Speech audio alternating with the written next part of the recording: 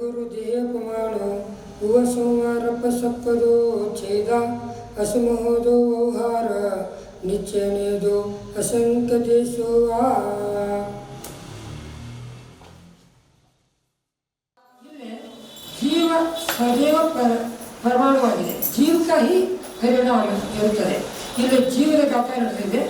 ಈ ಜೀವ ಯಾವಾಗಲೂ ಕೂಡ ಸಂಕೋಚ ವಿಸ್ತಾರ ಮಾಡ್ತಾ ಇರ್ತದೆ. ಜೀವ ಅಂದರೆ ಇದು ಆತ್ಮಗಳು, ಆತ್ಮ ಅಂದರೆ ಚೇತನಗಳು, ಎರಡೂ ಒಂದೇ ಅರ್ಥ. ಅದಕ್ಕಾಗಿ ಇಲ್ಲಿ ಛೇದ ಅಂದರೆ ಆತ್ಮ ಗುಣದ ಧರ್ಮ ಇರುತ್ತದೆ, ಆತ್ಮನ ಗುಣ ಇರ್ತದೆ. ಆತ್ಮನ ಗುಣ ಇರೋದ್ರಿಂದ ಅದಕ್ಕೆ ಜೀವ ಅಂತ ಹೇಳ್ತಾರೆ. ಇನ್ನು ವ್ಯವಹಾರ ಅಂದರೆ ವ್ಯವಹಾರ ನೇಯದಿಂದ ಅಂತ ಹೇಳ್ತಾರೆ.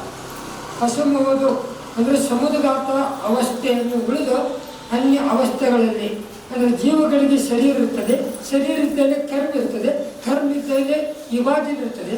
ಎಲ್ಲಿ ಕರ್ಮ ಇರ್ತದೆ ನಾಲ್ಕು ಗತಿಯೊಳಗೆ ಇರ್ತದೆ. ಈ ನಾಲ್ಕು ಗತಿಯೊಳಗೆ ಕರ್ಮ ಇರೋಕೆ ಯಾಕಂದರೆ ಕರ್ಮ ಇದ್ದಲ್ಲೇ ಜೀವ ಇರ್ತದೆ. ಅಂದರೆ ಇವೆರಡೂ ಕೂಡ ಅಂತರ್ಗತ ಇರ್ತದೆ. ಅದಕ್ಕಾಗಿ ವ್ಯವಹಾರ ನಿಲಯದಿಂದ ನಾನು ಸಂಕೋಚ ವಿಸ್ತಾರ ಆಗ್ತೈತೆ ಅಂತ ತಿಳಿಸ್ತೇನೆ. ಇದರಿಂದ ವ್ಯವಹಾರದಿಂದ ಸಂಕೋಚ ವಿಸ್ತಾರ ಆಗ್ತಾ ಇದೆ. ಅದಕ್ಕೆ ಅಸಮೋದ ಅಂದರೆ ಸಮುದ್ರಗಾತದ ಅವಸ್ಥೆ ಉಳಿದ ಅನ್ಯ ಅವಸ್ಥೆಗಳಲ್ಲಿ ಉಪಸಂಹಾರಪ್ಪ ಸಪ್ಪದು ಅಂದ್ರೆ ಆತ್ಮ ಸಂಕೋಚ ವಿಸ್ತಾರ ಆಗ್ತೈತಿ. ಯಾವಾಗಲೂ ಕೂಡ ಆತ್ಮ ಸಂಕೋಚ ವಿಸ್ತಾರ ಆಗ್ತೈತಿ. ಅದಕ್ಕೆ ಒಂದು ಪ್ರದೇಶ ಅಂತ ಹೇಳ್ತಾರೆ. ಒಂದು ಪ್ರದೇಶ ಅಂತಂದ್ರೆ ಒಂದು ಪರಮಾಣು ಅಂತ ಹೇಳ್ತಾರೆ. ಒಂದು ಪಾಯಿಂಟ್ ಅಂತ ತಿಳ್ಕೊಳ್ಳಿ. ಆ ಒಂದು ಪಾಯಿಂಟ್ಗೆ ಒಂದು ಪ್ರದೇಶ ಅಂತ ಹೇಳ್ತಾರೆ. ಆ ಪ್ರದೇಶಕ್ಕೆ ಎಷ್ಟು ಜಗತ್ ಗೇರ್ಕೊತೈತಲ್ಲ ಅದಕ್ಕೊಂದು ಪ್ರದೇಶ ಅಂತ ಹೇಳ್ತಾರೆ. ಅದು ಕೂಡ ಸಮುದ್ರಗಾತ ಮಾಡ್ತೈತಿ. ಏನ್ ಮಾಡ್ತೈತಿ? ಸಮುದ್ರಗಾತ. ಅಣು ಗುರು ಅಂದ್ರೆ ಚಿಕ್ಕದು ದೊಡ್ಡದು. ಚಿಕ್ಕದು ಅಂತಂದ್ರೆ ಸಣ್ಣದು, ದೊಡ್ಡದು ಅಂತಂದ್ರೆ ಬಾದರ. ಇವೆರಡೂ ಕೂಡ ತಕ್ಕ ಪ್ರಮಾಣವನ್ನು ಧಾರಣೆ ಮಾಡುತ್ತದೆ. ಜೀವ ತಿರಂಚಗತಿಯಲ್ಲಿ ಹುಟ್ಟಬಹುದು, ಜೀವ ಮನುಷ್ಯಗತಿಯಲ್ಲಿ ಹುಟ್ಟಬಹುದು, ಜೀವ ದೇವತೆಯಲ್ಲಿ ಹುಟ್ಟಬಹುದು, ಜೀವ ಮನುಷ್ಯಗತಿಯೊಳಗೂ ಕೂಡ ಹುಟ್ಟಬಹುದು. ಅಲ್ಲಿ ಕೂಡ ಸಂಕೋಚ ವಿಸ್ತಾರ ಆಗ್ತೈತಿ. ಏನಾಗ್ತೈತಿ? ಅದು ಸಂಕೋಚ ವಿಸ್ತಾರ ಆಗ್ತೈತಿ. ಸಂಕೋಚ ವಿಸ್ತಾರ ಆಗೋರು ಯಾರು? ಅದು ಜೀವ.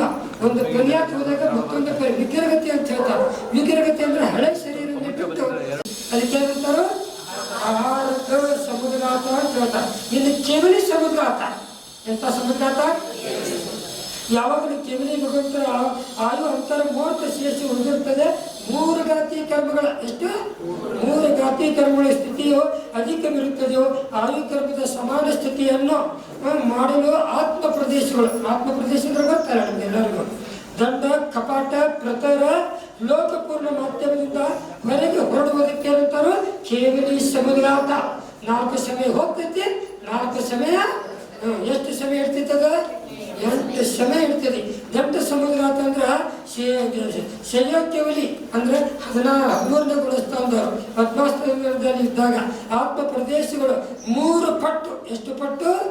3 ಪಟ್ಟು ವಿಸ್ತಾರವಾಗಿ ಪರಿಹರಿಸುತ್ತದೆ. ಖಡ್ಗಾಸ್ತ್ರದಲ್ಲಿ ಎದ್ದು ನಿಲ್ತಾರೆ. ಆತ್ಮ ಪ್ರದೇಶಗಳು ಶರೀರದ 4 ಪಟ್ಟು ವಿಸ್ತಾರವಾಗಿ ಹೊರಡ್ತಾ ಇರ್ತದೆ. ಲೋಕದ ಮೇಲಿನಿಂದ ಕೆಳಗಿನವರೆಗೆ ವಾತಾವರಣಗಳಿಗೆ ಪ್ರಮಾಣದಿಂದ ಕಡಿಮೆ ಅಂದ್ರೆ ಎಷ್ಟು? 14 ರಜ್ಜು. ಎಷ್ಟು ರಜ್ಜು? 14 ರಜ್ಜು. ಅದು ಪ್ರಾಪ್ತಿ ಮಾಡ್ಕೊಂತೈತಿ. ಯಾವಾಗ? ಸಮುದ್ರಗಾತದೊಳಗೆ. ಸಮುದ್ರಗಾತ ಲೋಕಪೂರ್ಣದೊಳಗೆ ಹರಡ್ಕೊಂಡ್ಬಿಡ್ತೈತಿ ಆತ್ಮ. ಅದಕ್ಕಂತಾರ ದಂಡ ಸಮುದ್ರಗಾತ. ದಂಡ ಅಂದ್ರೆ ಇಲ್ಲೈತಲ್ಲ ದಂಡ, ಅದನ್ನಿಲ್ಲ. ಇದಕ್ಕೆ ದಂಡ ಸಮುದ್ರಗಾತ ಅಂತ ಹೇಳ್ತಾರೆ. ದಂಡಿ ಆಕಾರವಾಗಿ. ಇನ್ನು ಕಪಾಟ ಸಮುದ್ರಗಾತ ಅಂದ್ರೆ ಇತ್ತ ಹತ್ತ ತೆರಿ ಇರ್ತ ಆತ್ಮ ಪ್ರದೇಶಗಳು ಬಾಗಲ ತೆರೀರಿ, ಅದು ಕಪಾಟದಂಗೆ ಕಾಣ್ತೈತಿ. ಹತ್ತ ಇತ್ತ ನೋಡ್ರಿ, ಅದು ಕಪಾಟಗಟ್ಟಲೆ ಕಾಣ್ತೈತಿ. ಅದಕ್ಕಂತಾರು ಕಪಾಟ ಸಮುದ್ರಗಾತ. 2 ಸಮಯ.